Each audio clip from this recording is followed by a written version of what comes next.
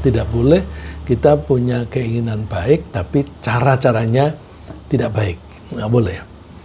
Atau berbuat baik, tapi tujuannya tidak baik. Tidak boleh. Jadi harus semuanya baik. Ya, semuanya baik itu artinya berangkat dari niat atau motivasi yang benar dan baik. Kita lakukan dengan cara-cara yang baik untuk tujuan yang baik dan tidak boleh dicampuri dengan hal-hal yang tidak baik. Allah menyukai itu. Karena Allah menyukai itu, maka kita menyebutnya Allah itu Al-Muhsin. Rasulullah sallallahu alaihi wasallam menjelaskan tentang pengertian muhsin ini. Sabda beliau, "Innallaha katabal ihsana ala kulli syai'." Sesungguhnya Allah mewajibkan dirinya untuk melakukan kebaikan terhadap segala sesuatu. Ada dua versi hadis, tapi dua-duanya dari sahabat yang sama, yaitu Syaddad bin Aus. Mungkin beliau di satu saat menyampaikan dengan satu redaksi, di saat yang lain dengan redaksi yang berbeda, tapi maksudnya sama. Redaksi yang lain yang di dalam kurung di situ. Itu Innallaha muhsinun yuhibbul ihsan. Sesungguhnya Allah itu maha baik dan menyukai kebaikan. Lalu pesannya dari Rasulullah, terapkanlah kebaikan itu di dalam pola pikir dan kegiatan kita sehari-hari. Beliau memberi contoh, فَإِذَا قَتَلْتُمْ فَأَحْسِنُوا الْقِتْلَةَ. Ketika kalian membunuh, maka kalian harus membunuh dengan cara yang baik. Membunuh ini kalau kita mau makan daging dari binatang, ayam, atau ikan, dan sebagainya, kan kita matikan dulu. Nah, ketika kita mematikan itu, misalnya sapi, kita menyembelihnya harus dengan cara yang baik. Dengan cara yang paling baik, yang paling minim menimbulkan sakit pada sapi itu. Tidak boleh misalnya lele itu kan lama matinya. Dia masih hidup langsung digoreng. Enggak boleh, itu menyiksa. Ya. Jadi ketika membunuh pun itu harus dengan cara yang baik. Wa idza dzabhtum fa ahsinu dzabha. Ketika kalian menyembelih, maka lakukanlah penyembelihan itu dengan cara yang baik. Misalnya dengan pisaunya yang tajam. Wal yuhidda ahadukum syafratah. Dan hendaklah mempertajam senjatanya, pisaunya. Wal yurih dzabihatah. Dan hendaklah dia mengistirahatkan binatang yang akan disembelih. Ini konteksnya menjelang hari Idul Adha. Jadi pesan-pesannya ini berkaitan dengan penyembelihan. Tapi kita bisa mengambil contoh ini, terhadap binatang saja kita itu harus memperlakukannya dengan baik. Apalagi terhadap manusia. Jadi kalau misalnya kita melihat semacam ini, lah kok ini binatang sih? Kita mengambilnya pelajaran bahwa terhadap binatang saja yang tidak punya akal, kita harus memperlakukannya dengan baik. Jangan niru-niru orang non-muslim yang misalnya ingin makan binatang itu tidak disembelih, tapi digebukin sampai mati. Tapi seringkali yang mereka lakukan itu yang digebukin atau digebukin sampai mati itu anjing ya. Tapi meskipun itu anjing, itu binatang, mesti kita harus menyayangi. Untuk kita tidak boleh makan daging anjing. Tapi yang kita bahas cara memperlakukannya, dimasukkan di dalam karung, digebukin, dibanting sampai mati. Tujuannya supaya tidak ada darah yang mengalir keluar. Kalau tidak ada darah yang mengalir keluar, maka darah itu masih bersama-sama dengan dagingnya. Nah, itu mereka suka. Kita tidak boleh. Kita menyembelih sapi, kambing, dan sebagainya, atau ayam, itu harus kita sembelih sampai darahnya itu mengalir. Nah, kalau darah yang tersisa di dalam daging itu tidak apa-apa. Yang tidak boleh itu darah yang dialirkan. Ketika Allah menciptakan makhluknya, terutama manusia, Allah juga menciptakannya dengan bentuk yang paling baik. Allah berfirman, "Laqad khalaqnal insana fi ahsani taqwim." Sungguh kami telah menciptakan manusia dalam bentuk yang paling baik. Hati-hati, yang disebutkan oleh Allah ini paling baik, bukan paling sempurna. Karena tidak ada makhluk Allah yang dibuat sempurna. Manusia itu tidak dibuat sempurna. Tidak sempurna saja masih suka sombong. Apalagi kalau dia sempurna, dia akan makin sombong, makin menjadi-jadi. Jadi kita membacanya ini, memahaminya fi ahsani taqwim, dan itu artinya memang dalam bentuk atau figur yang paling baik.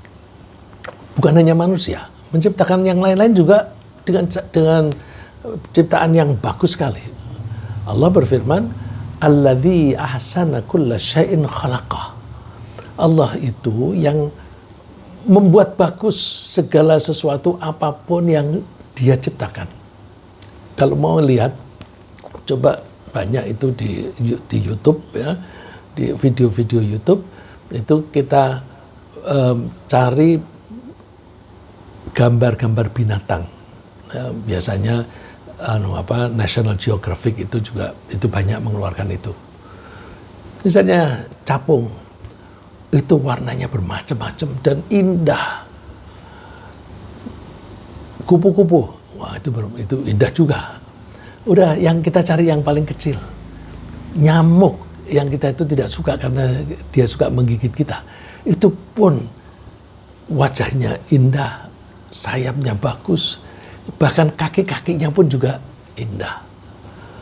Belum lagi binatang-binatang yang ada di laut. Masya Allah, luar biasa. Jadi Allah menciptakan segala sesuatu itu dalam bentuk yang baik. Karena memang Allah itu baik dan menyukai kebaikan. Nah, dampaknya apa?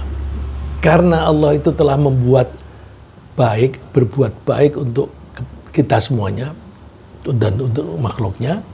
Misalnya Allah menciptakan kita dalam bentuk yang terbaik dan sekaligus menjamin rizki kita. Maka Allah menganjurkan kita untuk melakukan hal-hal yang baik saja dan melarang kita melakukan apapun yang buruk. Kalau Allah itu menghendaki yang baik, kemudian kita berbuat yang buruk, itu artinya kita bertentangan. Kalau Allah itu menciptakan alam raya semuanya dengan baik, berarti alam raya ini dalam keadaan baik. Kalau lingkungan kita ini baik-baik, kalau kita berbuat tidak baik, maka kita berperilaku bertentangan dengan lingkungan kita. Kalau lingkungan kita baik-baik, kok kita berbuat buruk, pasti kita akan hancur. Ya, misalnya dalam perilaku, orang yang baik itu akan mengatakan apa adanya, dan kalau berjanji mesti dipenuhi. Jadi orang itu jujur. Nah, kalau Allah jujur, maka Allah menciptakan segala sesuatu itu juga dikehendaki jujur. Cuma ada makhluk yang bisa mengingkari kejujuran. Yang lain seperti binatang, mereka pasti jujur. Ya. Mereka pasti jujur. Nggak ada trik-trik yang menipu-nipu, itu nggak ada. Manusia yang bisa begitu. Nah, kalau manusia itu berperilaku menyimpang, bertentangan dengan karakternya Allah yang suka kebaikan, dan barang-barang, peristiwa-peristiwa di lingkungan kita semuanya baik, Allah itu jujur, semua makhluk itu jujur, kemudian ada orang yang pembohong, dia akan hancur. Ya mungkin dalam waktu 1 tahun, 2 tahun dia bertahan, tapi habis itu dia akan dikejar-kejar karena kesalahannya sendiri. Maka pesan ini kita harus tangkap bahwa karena Allah itu baik, maka ciptaannya semuanya baik. Dan karena ciptaannya semuanya baik, berarti lingkungan kita semuanya baik. Kalau lingkungan kita sudah baik, kita jangan berperilaku yang bertentangan dengan kebaikan itu. Dan sebagai respon yang baik, karena Allah itu telah berbuat baik kepada kita, kita mesti juga berbuat baik. Berbuat baik kepada siapa saja, ya, kepada teman sesama manusia, kepada binatang-binatang, bahkan kepada benda-benda. Ya. Kita makan itu nggak boleh, kita tuh sia-siakan, kita buang-buang, itu nggak boleh. Karena itu berarti tidak memperlakukan itu dengan baik. Pesan Allah, wa ahsin kama ahsanallahu ilaik. Berbuat baiklah kamu sebagaimana Allah telah berbuat baik kepadamu. Sebenarnya kalimat ini pesan dari orang-orang yang soleh, terutama Nabi Musa kepada Qarun. Ya. Tapi karena pesan ini baik, dikutip oleh Allah di dalam Al-Quran. Artinya Allah menghendaki kutipan ini diterapkan untuk kita. Ya. Wa ahsin kama ahsanallahu ilaik. Berbuat baiklah kamu sebagaimana Allah sudah berbuat baik pada kamu. Kan kamu dibuat bentukmu bagus. Kan kamu diberi kelengkapan mata, indera yang lain-lain, dan juga dengan kecerdasan. Maka berbuat baiklah kamu. Nah, jangan kamu menggunakan ciptaan Allah justru untuk maksud-maksud tidak baik. Kamu diberi kecerdasan. Kecerdasan itu untuk mempelajari yang baik dan untuk membuat perencanaan hal-hal yang baik-baik. Jangan dengan kecerdasan itu lalu kamu menipu orang. Kamu berbohong kepada orang. Wala tabghil fasada fil ardi. Kalau tidak berbuat baik itu artinya kebalikan dari baik, kan tidak baik. Hal yang tidak baik itu sama dengan merusak tatanan. Merusak tatanan. Alam raya ini baik.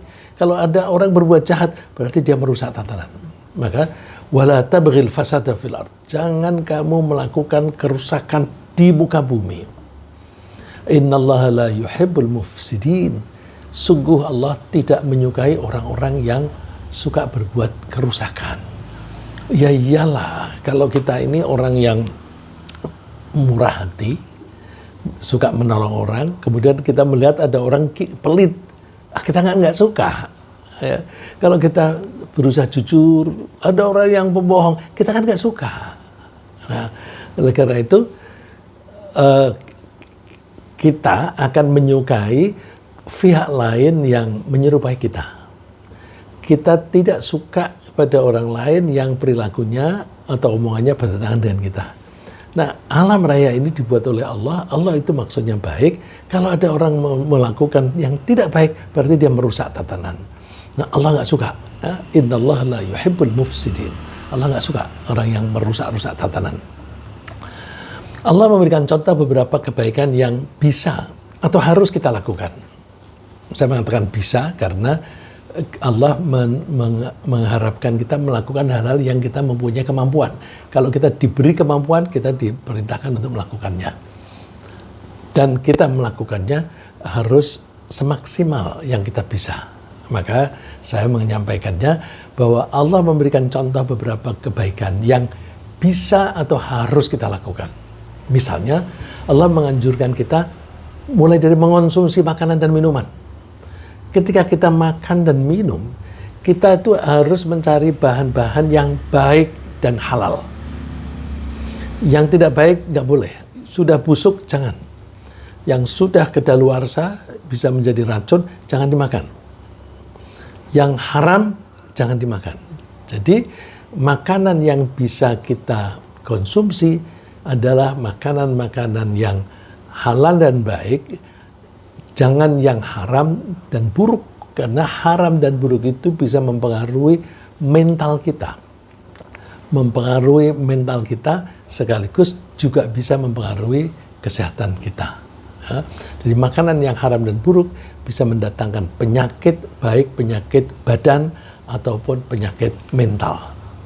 Allah menganjurkan kita, ya ayyuhan nasu kulu mimma fil ardi halalan thayyibah. Wahai manusia, Allah memanggilnya manusia, berarti yang dimaksud oleh Allah ini semua manusia, baik manusia itu beriman atau tidak. Silahkan makan apa yang ada di muka bumi ini halalan thayyibah, yang dengan cara atau bahan-bahan yang halal dan baik saja. Wala tattabi'u khuthwatis syaitan, kalian jangan mengikuti langkah-langkah setan. Jadi kalau kita makan yang haram, itu kelakuannya setan. Setan kan suka mencuri-curi. Kemudian kalau tidak baik, itu juga setan. Setan itu hal-hal yang tidak baik. Kalau sudah busuk dimakan, itu bisa menjadi penyakit. Penyakit orang yang sakit itu bisa sulit melaksanakan kewajibannya. Mungkin sholat menjadi berat, puasa tidak kuat dan sebagainya. Nah itu hal-hal yang tidak buruk, yang sifatnya setan. Innahu lakum aduwwum mubin. Setan itu musuh yang nyata bagi kalian. Allah juga menganjurkan kita untuk berpenampilan baik. Ketika kita makan atau berkonsumsi, harus konsumsinya baik. Ketika kita pakai pakaian, kita juga dianjurkan berpakaian yang baik. Bukan telanjang, bukan lalu terus pakaian itu compang-camping, tapi disuruh yang baik. Allah pesan, ya bani Adam khudhu zinatakum inda kulli masjid. Wahai anak Adam. Ini berarti cucu-cucunya Nabi Adam, semua manusia. Ambillah perhiasanmu ketika kamu di tempat sujud. Nah, masjid itu bisa berarti tempat sujud, bisa berarti bangunan yang khusus untuk sholat berjamaah. Di sini lebih ke tempat sujud. Jadi ketika kita mau sholat, kita dianjurkan berpakaian yang baik. Nah, kadang-kadang ada orang yang berkecenderungan kalau sholatnya di masjid, pakaiannya bagus-bagus. Tapi ketika sholatnya di rumah, pakaiannya yang kumal. Malah dulu ada orang yang cerita sama saya, aku kalau sholat di rumah nggak pakai baju, pakai anduk, anduknya dibasahi, terus ditutupkan di badannya. Karena dia tinggal di Jakarta Utara yang panas sekali. Gitu. Wah ya, meskipun begitu ya nggak baik, ya kan? Nggak baik. Jadi Allah menganjurkan pakai yang baik-baik. Nah, tapi kita jangan salah paham kalau dikatakan pakailah hiasanmu ketika kamu di tempat sujud. Itu tidak berarti perhiasan ini zinah. Zinah itu hal yang membuat kita tampil baik. Ini konteksnya, zaman dulu orang-orang kafir Makkah itu mengkomersialkan kegiatan ibadah. Antara lain, mereka itu karena Ka'bah itu didatangi orang untuk pergi haji. Haji itu kan diwajibkan sejak zaman Nabi Ibrahim. Jadi sebelum Nabi Muhammad diangkat jadi Nabi, itu tradisi haji sudah ada. Nah, karena orang-orang pada datang ke Makkah untuk haji, berarti mereka butuh tempat menginap, butuh makan, butuh pakaian. Nah, itu lahan bisnis untuk mereka. Nah, supaya mereka bisa menjual lebih banyak, mereka membuat peraturan. Peraturannya mereka bikin-bikin bahwa orang kalau tawaf di sekitar Ka'bah tidak boleh memakai pakaian yang sudah pernah dipakai untuk berbuat haram. Misalnya memakai baju, dulu baju itu pernah dipakai untuk mencuri, untuk mencopet, atau pernah dipakai untuk berzina. Nggak boleh. Harus memakai pakaian yang belum pernah dipakai untuk berbuat buruk. Nah, terus orang kalau datang ke situ dianjurkan membeli baju baru yang belum pernah dipakai untuk berbuat dosa. Nah, kalau nggak punya duit untuk beli baju baru gimana? Sewa. Mereka menyewakan. Ya, kalau sekarang ini orang menyewakan itu kan untuk acara pengantin begitu tuh kan, yang dipakainya hanya sesekali. Nah, itu mereka menyewakan pakaian untuk tawaf. Kalau nggak punya duit gimana? Telanjang. Karena pakaiannya nggak boleh dipakai untuk itu. Nah, waktu itu banyak orang yang tawaf sambil telanjang. Bukan pornografi, bukan porno menurut mereka. Itu justru malah untuk kesucian mereka. Cuma biasanya laki-laki yang telanjang itu tawafnya di siang hari, wanita di malam hari. Nah, itu dilarang oleh Allah. Pakai pakaianmu. Nah, pakaian itu kan fungsinya di samping untuk menutupi badan kita supaya terhindar dari bahaya, jangan tergores duri, paku dan sebagainya, juga sekaligus sebagai hiasan untuk kita. Makanya pakaian kita itu kan ada bermotif yang bermacam-macam, potongannya bermacam-macam supaya kelihatan indah. Nah, itu disebut zina. Pakailah hiasanmu itu, jangan telanjang. Ketika kamu di tempat sujud, tempat sujud yang paling utama kan di sekitar Ka'bah gitu. Nah, ini kan Allah memilih kata-kata yang sifatnya umum sehingga ini bisa berlaku tidak hanya di sekitar Ka'bah, tapi juga di rumah. Ketika kita sholat, maka kita mesti mengenakan pakaian-pakaian yang baik. Itu dalam berpakaian. Bagaimana kalau kita dalam pergaulan? Pergaulan juga begitu. Allah menganjurkan kita untuk bersikap yang tepat sesuai dengan posisi kita di hadapan pihak yang kita hadapi. Saya lebih suka memilih sikap yang tepat sesuai dengan posisinya. Karena kalau namanya bapak terhadap anak, ya dia harus menyayangi, membimbing dan sebagainya. Anak itu mesti menghormati, jangan dibalik, bapaknya menghormati anak. Nah, ini kalau orang yang tidak beriman atau tidak mendapatkan pelajaran-pelajaran yang semacam itu seringkali yang berpengaruh itu uang. Nah, jadi kalau misalnya saya pernah tanya, kamu nggak dimarahi oleh ibumu? Enggak, karena dia hidupnya numpang sama saya. Dia nggak berani marah sama saya. Nah, berarti ibunya menjadi tunduk kepada anaknya, itu nggak tepat. Ya. Jadi kita itu mesti bersikap dan berperilaku terhadap orang lain sesuai dengan posisi kita.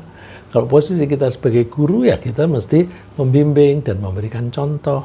Kalau kita sebagai murid, kita mesti menghargai guru kita dan sebagainya. Nah, pergaulan itu ada kalanya kita bergaul dengan binatang, ada kalanya kita bergaul dengan sesama manusia, tapi lebih-lebih kita juga bergaul dengan Allah. Setiap hari kita bergaul dengan Allah. Maka ketika kita bergaul dengan Allah, kita mesti bersikap yang tepat. Apa itu? Nah, karena Allah itu yang menciptakan kita, yang memberi rezeki kepada kita, yang membimbing kita dan sebagainya, maka kita mesti tunduk patuh kepada Allah. Jadi sikap yang baik terhadap Allah ketika kita bergaul dengan Allah, kita mesti tunduk patuh. Udah ringkasnya itu aja, tunduk patuh kepada Allah. Kalau tidak tunduk patuh, berarti orang itu tidak bisa menempatkan diri pada posisinya di hadapan Allah. Nah, jadi kita tuh berlaku berubah-ubah, tapi dengan prinsip yang sama, ya, prinsip yang sama. Berubah-ubahnya itu karena kita sedang berhadapan dengan siapa. Tapi semuanya harus dengan cara yang baik. Ya. Allah menguraikannya demikian. Wa man ahsanu dinan mimman aslama wajhahu lillahi wa huwa muhsin. Siapa yang lebih baik cara hidupnya, way of life-nya. Cara hidup itu di sini disebut din. Din itu suka diterjemahkan agama. Sebenarnya din itu lebih luas pengertiannya dibanding hanya agama. Karena kalau kita menyebut agama itu nanti hanya kegiatan-kegiatan yang legal formal, yang secara formal lah. Tapi din itu dalam keadaan apapun mesti cara hidup kita itu yang baik. Nah, way of life, cara hidup itu disebut ad-din. Siapa yang lebih baik cara hidupnya dibanding dengan orang yang tunduk di hadapan Allah. Tunduk wa huwa muhsin, sedangkan dia selalu berbuat baik. Jadi kita tunduk kepada Allah sambil berbuat baik. Berbuat baik pada siapa? Kepada siapa saja. Ya. Wattaba'a millata Ibrahim hanifa, dan dia mengambil contoh Nabi Ibrahim dalam hal berperilaku, dalam hal beribadah. yaitu apa itu? Hanifa. Hanifa itu artinya berkecenderungan. Berkecenderungan artinya ketika melakukan segala sesuatu itu kecenderungannya hanya ke satu tujuan, yaitu Allah. Tidak meleng. Ya. Hanifan itu tidak meleng. Seringkali hanifan diartikan sebagai lurus. Ya, lurus itu kalau lurus kan tidak meleng ke kiri kanan. Wattakhadallahu Ibrahim khalila. Padahal Allah itu mengangkat Ibrahim sebagai kekasihnya. Nah, jadi Ibrahim ini kita ambil sebagai contoh teladan. Nah, itu dalam pergaulan dengan Allah. Bagaimana dengan pergaulan dengan manusia? Begitu juga Allah menganjurkan kita bergaul dengan sesama manusia dengan baik. Ya, ketika kita bergaul dengan sesama manusia, kita dianjurkan berkomunikasi dengan baik. Berkomunikasi dengan baik itu gimana? Ya antara lain kita memilih kosakata yang baik. Kalau kita misalnya ada orang yang milih kosakata yang tidak baik, itu coba beberapa hari yang lalu. Ada kosakata yang tidak baik, dia bisa lepas dari jabatannya. Jabatannya apa? Wakil menteri atau apa itu. Ya. Terus karena salah ngomong, rumahnya bisa dirusak. Kita tidak setuju dengan orang-orang yang membuat kerusakan. Tapi intinya adalah bahwa kita mesti cara berkomunikasi dengan baik, pilih kosakata yang baik, nadanya pun juga nada yang baik. Jadi jangan sampai kita itu suka sedikit-sedikit marah-marah atau nadanya tinggi. Kalau nadanya tinggi yang marah-marah itu kan seperti memperlakukan orang lain itu lebih rendah. Jadi kosakatanya bagus, nadanya bagus, gesturnya, gerakan-gerakan tubuhnya juga mesti yang baik. Ya. Karena ada orang yang kalau ngomong itu seperti orang yang mendikte orang lain. Itu bisa membuat orang lain merasa direndahkan. Nah, Allah wanti-wanti, hati-hati ya. Setan itu selalu mengintai, mencari kesalahanmu. Begitu kamu salah, langsung dia masuk. Ya, jadi cara komunikasi yang baik itu membuat setan tidak bisa menggoda, tidak bisa mengganggu. Tapi kalau kita tuh salah dalam berkomunikasi, maka omongan kita yang salah itu bisa menimbulkan kebencian, bisa menimbulkan permusuhan. Ya, seperti yang terjadi belakangan ini, orang omongannya kasar, tidak baik, menghinakan orang, itu langsung jabatannya hilang, gajinya hilang, harga dirinya juga hilang atau turun. Nah, jadi setan itu mengintai, begitu berkata buruk langsung ditangkap. Nah, ini terutama kalau politisi-politisi, itu selalu diintai itu, selalu diintai. Kalau dia salah ngomong keceplosan sedikit, langsung digarap. Apalagi sekarang ini media sosial itu bisa motong-motong omongan orang. Ya, omongan itu baik, tapi kalau dipotong menjadi tidak baik. Ya, bahwa guru itu harus menjadi beban negara. Artinya negara itu mempunyai kewajiban untuk menyejahterakan guru. Tapi kalimatnya bisa dipotong sehingga menjadi kesannya tidak baik. Loh, ngomongannya baik kok bisa menjadi tidak baik? Itulah setan. Ya. Jadi kita jaga. Wanti-wanti Allah begini. Wa qul li'ibadi yaqulu allati hiya ahsan. Katakan kepada hamba-hambaku supaya mereka mengatakan hal-hal yang paling baik saja. Justru Allah menyebutnya ahsan. Ahsan itu artinya paling baik. Hasan baik. Jadi hasan baik, ahsan paling baik. Jadi yaqulul lati hiya ahsan. Hendaklah mereka itu mengatakan yang paling baik saja. Kenapa? Inna syaitana yanzaghu bainahum. Setan itu mengintai, selalu mencari celah menjatuhkan kamu. Inna syaitana kana lil insani aduwwan mubina. Sungguh setan itu musuh yang nyata bagi manusia. Nah, jadi hati-hati, apalagi kalau kita sudah makin tinggi jabatan kita. Jabatan itu kan jumlahnya tidak banyak. Karena jabatan itu jumlahnya tidak banyak, maka seringkali jabatan itu menjadi rebutan. Karena jabatan itu menjadi rebutan, maka seringkali jabatan itu menyebabkan pertikaian, permusuhan. Karena ada trik-trik untuk menjegal dia supaya orang yang membuat trik ini bisa naik dan sebagainya. Ya. Kemudian supaya kita itu enak dalam pergaulan sesama manusia, kita dianjurkan oleh Allah untuk berlapang dada. Berlapang dada itu gimana? Kita bisa memahami orang lain bahwa tidak ada dua orang yang sama persis, nggak ada. Jadi kalau kita ingin orang lain berperilaku atau melakukan pekerjaan persis seperti kita, nggak mungkin. Karena setiap orang itu mempunyai ilmu yang berbeda dengan yang lain, pengalamannya berbeda, kondisi emosinya juga berbeda, dan sebagainya. Maka cara seseorang berperilaku satu dengan yang lain itu mesti berbeda. Nah, kalau kita tidak memahami perbedaan itu, kita akan boleh dibilang bersikap sombong. Sombong itu seolah-olah bahwa semua orang harus nurut aku, harus berbuat seperti aku. Kalau tidak seperti aku, salah. Terus dimarahin. Wah, nggak bisa. Nah, oleh karena itu kita mesti lapang dada dengan memahami orang lain, terus kita bisa memaafkan. Oh, dia melakukan itu. Sebenarnya dia maksudnya baik, tapi mungkin dia belum mengerti tekniknya sehingga dia melakukan kesalahan. Oh, kalau seperti itu, ya udah diajari aja tekniknya gitu.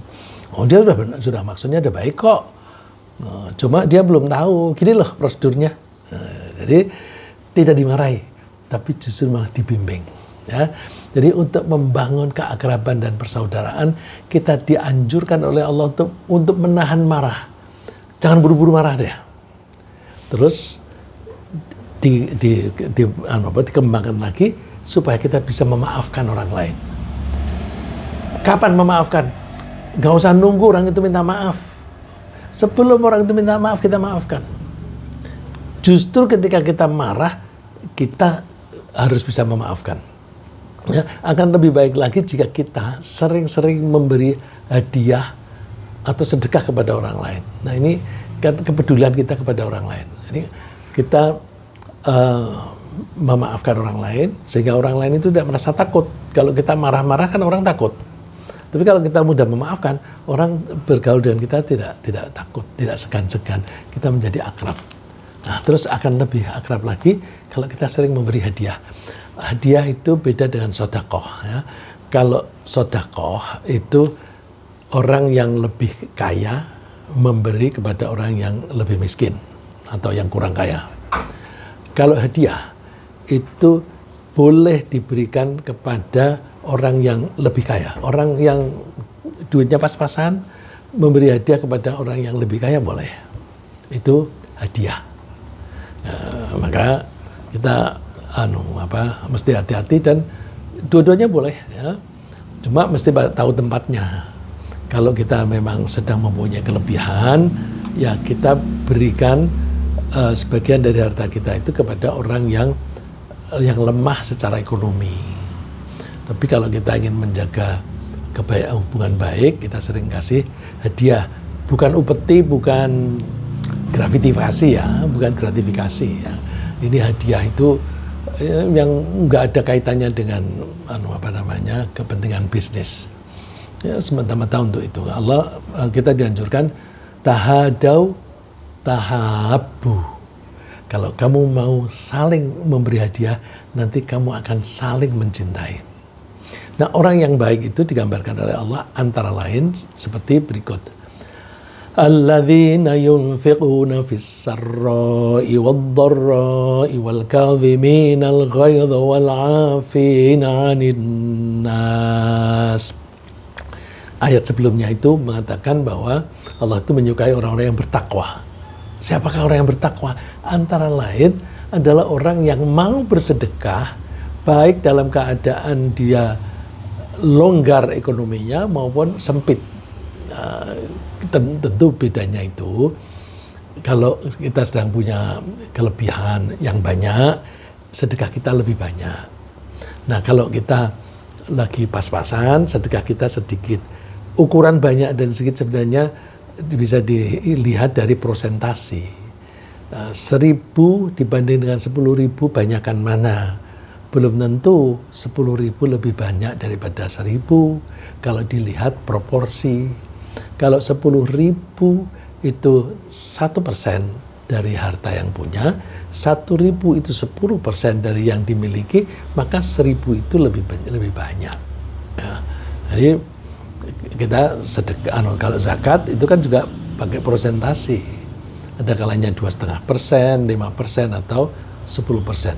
Nah, orang yang baik, yang bertakwa, itu mau bersedekah, baik dia dalam keadaan longgar ekonominya maupun pas-pasan. Dan berikutnya, wal kadhiminal ghaidh, orang yang bisa menahan marah. Jadi kalau ada orang berbuat salah, nanti dulu. Ini aku mau cari latar belakangnya apa. Tentu kalau dia kebetulan anak buah kita, yang kita anjurkan dia melakukan pekerjaannya itu dengan baik, kemudian dia berbuat salah, lihat dulu apakah dia harus dimarahi, nanti dulu. Kadang-kadang anak buah itu berbuat salah bukan karena dia memang sengaja melakukan kesalahan itu, bisa jadi dia melakukan kesalahan karena belum pernah diajari. Kok kamu kasar sih sama orang? Terus harusnya gimana? Harusnya begini. Lah, aku belum pernah diajari. Ya, kalau kita mau lihat semacam itu, coba deh kita itu masuk di rumah makan, restoran, misalnya McD, dan di warteg misalnya.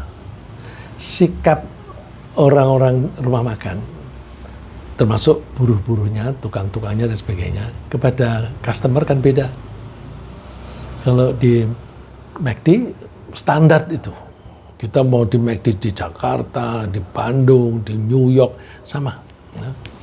Karena di situ ada latihan, dilatih, diajari dulu. Tapi kita ini seringkali merekrut orang menjadi pegawai belum pernah kita ajari, ketika berbuat salah kita marahi. Nah, kalau dia berbuat salah belum kita ajari, yang salah kita. Jadi jangan buru-buru marah, tahan. Dia kenapa sih berbuat salah itu? Nah, kalau dia sudah dikasih tahu berkali-kali, boleh dimarahi, tetapi marahnya bukan karena dendam. Ya, marahnya itu marah pendidik. Karena seperti anak kita lah. Anak kita kadang-kadang perlu dimarahi. Kadang-kadang justru perlu dicubit. Nah, itu ada saat-saatnya yang tepat. Jadi tidak lalu setiap kali berbuat salah dicubit. Enggak begitu. Mesti dilihat kasusnya dulu. Terus lebih bagus lagi, wal afina 'anin nas, dan dia mau memaafkan orang lain. Ya, memaafkan orang lain, di ayat yang lain Allah menyebutnya wa idza ma ghadibu hum yaghfirun. Kapanpun mereka itu marah, justru mereka memaafkan. Wah, kalau kita sudah bisa seperti itu, hebat, ya. Berarti kita bisa mengendalikan emosi kita. Nah, semuanya itu dianggap oleh Allah baik. Orang yang berbuat itu dianggap orang baik. Wallahu yuhibbul muhsinin. Sedangkan Allah itu menyukai orang-orang yang suka berbuat baik. Nah, di dalam ayat ini yaitu orang-orang yang melakukan tadi, ya, bersedekah, menahan marah dan memaafkan. Kalaupun ada orang lain bertutur kata buruk kepada kita, apakah kita balas dengan kata-kata buruk? Dia maki-maki, kita balas dengan maki-maki. Oh, jangan. Kalau ada orang maki-maki kepada kita, kalau kita balas maki-maki, kita sendiri ikut menjadi orang jelek. Kita tetap jaga bahwa aku ingin menjadi orang baik di hadapan Allah. Maka aku jangan terpancing. Ada orang menipu saya tidak boleh menipu dia. Ada orang berkata-kata kasar pada saya nggak boleh berkata-kata kasar pada dia. Jawabnya dengan baik. Baik dan buruk itu tidak sama. Allah menyebut wala tastawil hasanatu wala sayyi'ah. Yang baik itu tidak sama dengan yang buruk, bisa dibedakan. Nah, kamu bisa bedakan kan? Idfa' billati hiya ahsan. Responlah orang lain dengan cara yang lebih baik. Tadi orang itu ngomongnya kasar, kita jawab dengan yang lebih baik, yang lebih halus. Orang itu ngomongnya halus, kita respon yang lebih halus lagi. Ya. Jadi kalau di sini diterjemahkannya tolaklah, idfa, tolaklah. Ini artinya merespon, ya. Kita menjawab merespon omongan orang dengan cara yang lebih baik.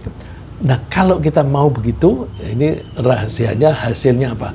Fa idzal ladzi bainaka wa bainahu adawatun ka'annahu waliyyun hamim. Coba deh kamu lihat.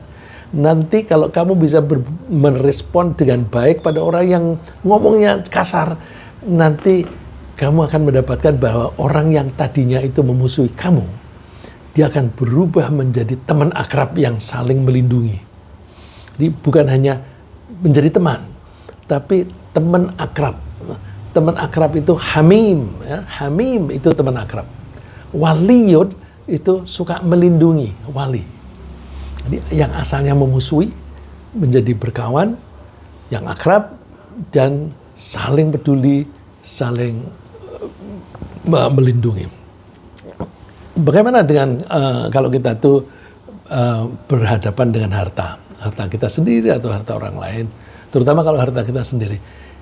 Ketika kita tuh ditugasi oleh Allah atau oleh siapa saja untuk mengelola harta orang lain, harta orang lain ini sebenarnya ketika kita itu mempunyai harta dari gaji kita sendiri, itu sebenarnya itu penugasan dari Allah. Ya. Penugasan dari Allah supaya kita mengeluarkannya itu sesuai dengan aturan-aturan dari Allah. Tapi di sini kalau misalnya kita itu sedang ditugasi untuk mengelola harta itu misalnya kita punya panti asuhan anak yatim. Nah itu kan banyak orang yang nitip. Kita punya pesantren, itu orang yang nitip itu kita tuh ditugasi untuk mengelola. Misalnya kita jadi pengurus masjid, terus ada orang nyumbang, itu kita suruh mengelola. Kalau kita misalnya menjadi pegawai pejabat, kita tuh disuruh mengelola anggaran negara. Kementerian A, Kementerian B itu kan ada anggarannya. Nah, itu harus dikelola dengan baik. Nah, kita dianjurkan untuk melaksanakan tugas dengan sebaik-baiknya tanpa merugikan pihak orang lain, tanpa merugikan orang yang mempunyai hak terhadap harta itu. Jadi kalau harta itu untuk anak yatim, ya harus disalurkan, nggak boleh untuk kepentingan sendiri. Saya pernah ceramah, kemudian saya disodori amplop. Terus saya tanya, karena itu kebetulan teman baik, gitu. Ini kamu dari mana duitnya? Dari yayasan. Yang bener aja. Yayasanmu itu kan yayasan untuk membantu orang-orang du'afa, orang-orang yang lemah secara ekonomi. Kalau kamu pakai untuk memberi aku sebagai imbalan aku ceramah, kamu telah menyelewengkan itu. Gak bisa. Aku bukan orang lemah. Kalau kamu memberi, mungkin karena sebagai imbalan itu tetap kamu tuh menyelewengkan. Itu nggak boleh. Ya. Seperti saya, ada orang nitip duit untuk kegiatan pesantren, nggak boleh saya mengambil sepeser pun, nggak boleh. Ya. Karena itu amanah. Nah itu jangan sampai kita mengambil. Nah bagaimana kalau kita tuh melihat pejabat-pejabat kita tuh mengambil uang dari anggaran negara? Wow, itu kebangetan sekali, ya. Allah memberikan contoh yang kecil-kecil misalnya, wala taqrabu malal yatimi illa billati hiya ahsan. Kamu jangan mendekati, kata-katanya mendekati lah. Jadi jangan sampai berbuat jahat atau mengurangi, jangankan mengurangi, yang mengarah ke sana pun jangan. Jangan kalian dekat-dekat dengan harta anak yatim kecuali dengan cara yang paling baik. Hatta yablugha asyuddah, sampai anak itu menjadi dewasa. Kenapa kalimatnya begini? Iya, kalau orang yang mengasuh anak yatim ini kebetulan miskin, boleh dia ikut makan dengan anak yatim. Jadi berasnya anak yatim, terus duitnya dipakai untuk belanja, dimasak oleh orang itu, kemudian orang itu misalnya tantenya ikut makan boleh. Makan untuk mempertahankan hidup dia, dan sebanyak-banyaknya itu yang kira-kira sebanding dengan upah dia melakukan masak dan sebagainya. Nah, kalau orang yang mempunyai kecukupan, usahakan jangan ikut-ikutan deh ambil. Nah, terus misalnya lagi kalau misalnya anak itu ikut di rumah kita, Ya. Apakah masaknya dipisah? Dulu itu ada ayat ini, lalu para sahabat itu kepada anak yatim masaknya dipisah. Nah ketika dipisah, anak yatim itu kadang-kadang makannya tuh nggak habis, orang lain nggak berani makan. Nah terus Allah memberikan bimbingan, boleh kamu campur ya, kadang-kadang kamu makan punya dia, kadang-kadang dia makan punyamu, nggak apa-apa, asal ya, kamu melakukannya dengan wajar. Ya. Kalau anaknya nggak habis, ya udah kamu habisin aja, itu nggak apa-apa. Ya. Jadi, tapi tetap dengan cara ahsan yang paling baik. Kemudian, kalau ada orang yang butuh bimbingan bagaimana? Nah, kita harus membantunya dengan membimbing mereka. Ya. Dalam rangka berbuat baik kepada orang lain, kita juga dianjurkan ikut menjaga keselamatan orang lain. Jadi niatnya menjaga keselamatan orang lain. Kalau ada orang tidak sholat, kita melihat, waduh, dia calon neraka nih, calon penghuni neraka. Aku ingin menyelamatkan dia. Lalu kita menganjurkan dia untuk sholat. Nah, ketika kita menganjurkan dia untuk sholat, itu niatnya menyelamatkan dia. Bukan dengan cara mencemooh dan sebagainya. Enggak lah, kamu nggak pernah sholat. Oh, itu nggak baik, bisa menyakiti hati. Tapi dengan cara yang baik, karena kita niatnya menyelamatkan dia. Bisa juga kita itu juga menasihati atau yang melarang atau menyuruh untuk kemajuan orang lain. Nah ini seperti kalau kita memberi bimbingan belajar, ya menjadi guru dan sebagainya, memberi les, itu tuh kan kita memberikan bimbingan. Bimbingan itu ada kalanya kita perintah, ada kalanya kita melarang. Nah orang yang mau menganjurkan kebaikan dan melarang, mencegah keburukan, itu dianggap oleh Allah sebagai orang yang paling baik. Kelompoknya dianggap kelompok yang paling baik. Kuntum khaira ummatin ukhrijat linnas. Kalian itu umat yang paling baik yang dilahirkan oleh Allah di tengah-tengah manusia. Apa ciri khasnya? Ta'muruna bil ma'ruf. Kalian mau menganjurkan hal-hal yang baik. Wa tanhauna 'anil munkar, dan kalian mencegah hal-hal yang tidak baik. Wa tu'minuna billah, sedangkan kamu beriman kepada Allah. Kemudian Allah juga menganjurkan kita untuk menyenangkan orang lain. Jadi jangan bikin orang sedih deh. Kalau orang dia sedih, kita hibur. Kalau dia sedang kesulitan, kita bantu bagaimana cara mengatasinya. Pokoknya menyenangkan orang lain. Ya.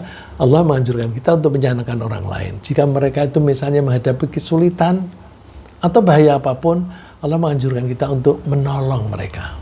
Ini ada nasihat Allah kepada Abu Dzar, seorang sahabat. Tabassumuka fi wajhi akhik laka shadaqah. Kalau kamu senyum di hadapan saudaramu, di hadapan temanmu, itu sedekah.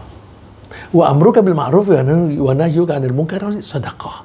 Kalau mau menganjurkan kebaikan dan mencegah keburukan, itu juga nilainya sedekah.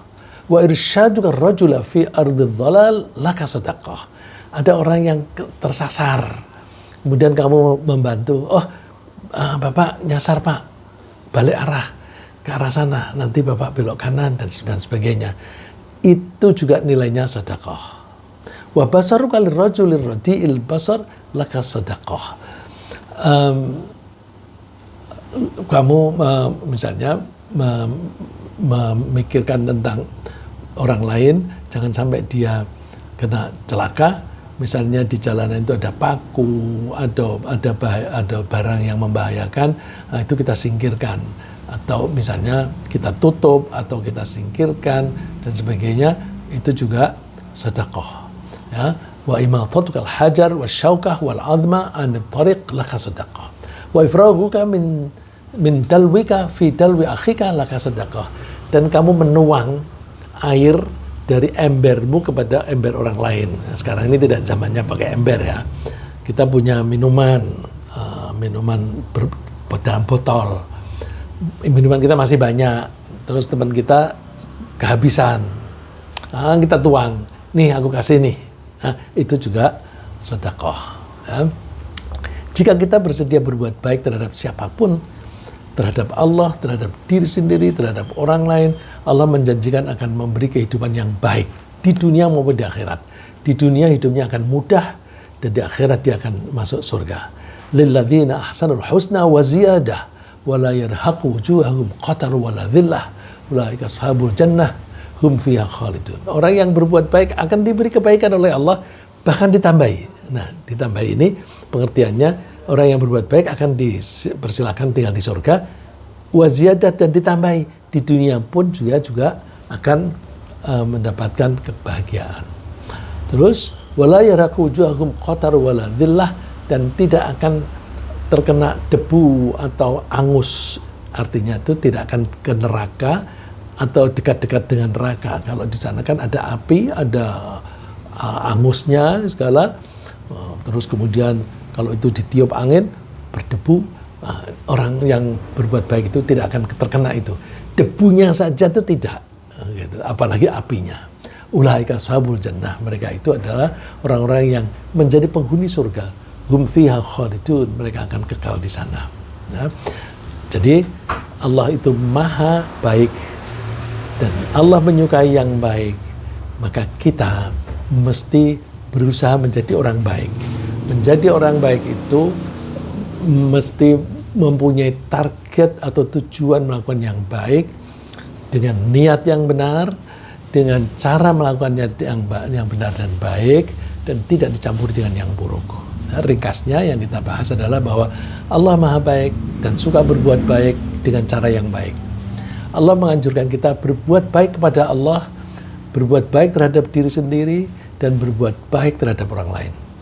Allah menganjurkan kita melakukan yang terbaik dalam konsumsi, dalam penampilan, dalam berkomunikasi, dalam pengendalian marah, dan juga pengendalian harta.